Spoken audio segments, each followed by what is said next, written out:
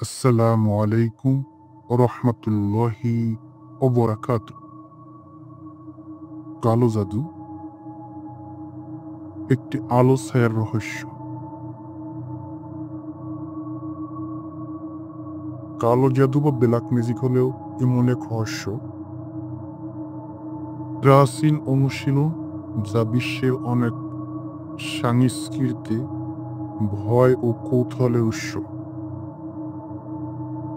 সাধারণত একটি নেতিবাচক উদ্দেশ্যে ব্যবহৃত হয়, কাউকে ক্ষতি করার জন্য, শারীরিক ও মানসিক প্রভাবিত করা, অথবা পরিস্থিতি নিজের অনুকূলে আনার জন্য। কালো জাদুর উৎপত্তি ও ইতিহাস। কালো জাদুর ইতিহাসে হাজার হাজার বছর ধরে পুরনো ইতিহাস। প্রাচীন মিশর, ভারত, আফ্রিকা এবং মধ্যপ্রাচ্যের সভ্যতা এর উপস্থিতি লক্ষণীয়। হিন্দু তন্ত্র, আফ্রিকান হুডু, ক্যারিবিয়ান এবং ইউরোপিয়ান জাদুবিদ্যায় একাধিক রূপ পাওয়া যায়। ইতিহাসে অনেক সময় রাজনীতি ও প্রতিহিংসার উপকরণ হিসেবে কালো জাদু ব্যবহার করা হয়ে থাকে। কালো জাদুর ধরন: তাবিজ ও মন্ত্র বলে প্রভাব পড়ে, দল বা পুতুল ব্যবহার করে শরীর বা মন নিয়ন্ত্রণ করে, আসরে বা রাত্রিকালীন আচরণে অপদেবতা আহ্বান, তন্ত্রমন্ত্রের মাধ্যমে ব্যক্তিগত লাভ বা প্রতিশোধ। আধুনিক সমাজে কালো জাদুর প্রভাব। আজকের দিনে বিজ্ঞান ও যুক্তি মানুষে অনেক উন্নত করেছে, তবু গ্রামীণ সমাজ থেকে শুরু করে শহরের কিছু অংশে কালো জাদুর বিশ্বাস রয়ে গেছে।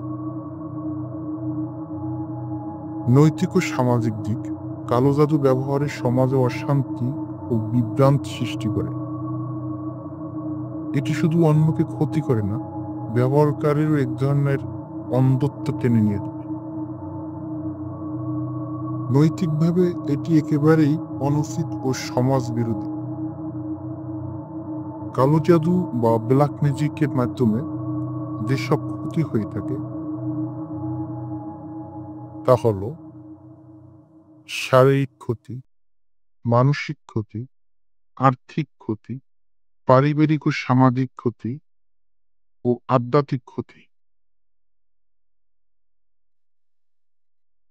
শারীরিক ক্ষতিগুলি হল হঠাৎ অসুস্থ হয়ে পড়া, যার কোনো চিকিৎসা বিজ্ঞান ভিত্তি পাওয়া যায় না, বারবার দুর্ঘটনা ঘটে, ঘুমের মধ্যে দম বন্ধ অনুভব করা বা আতঙ্কজনিত সমস্যা, হঠাৎ দুর্বলতা বা চলাফেরার অসুবিধা।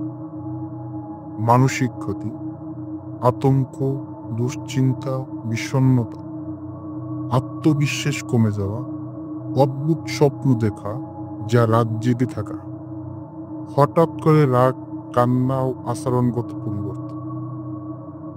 আর্থিক ক্ষতি: ব্যবসায় একের পর এক লোকসান, চাকরি থেকে বরখাস্ত হওয়া বা কাজ হারিয়ে ফেলা, কাজে অমনোযোগী হওয়া, টাকা হারিয়ে যাওয়া, চুরি হয়ে যাওয়া, বেহিসাবি খরচ করা, টাকা হাতে না রাখা, পরিবারের উপার্জন হঠাৎ বন্ধ হয়ে যাওয়া।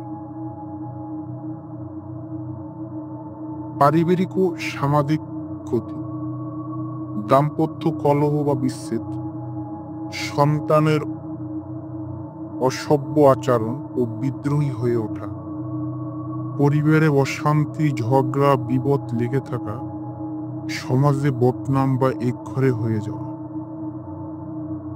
আধ্যাত্মিক ক্ষতি: ধর্মীয় কাজে মন না বসা, পুজো, নামাজ বা ধ্যান থেকে দূরে সরে যাওয়া, নিজের ভিতর থেকে শক্তি ও উপস্থিতি অনুভব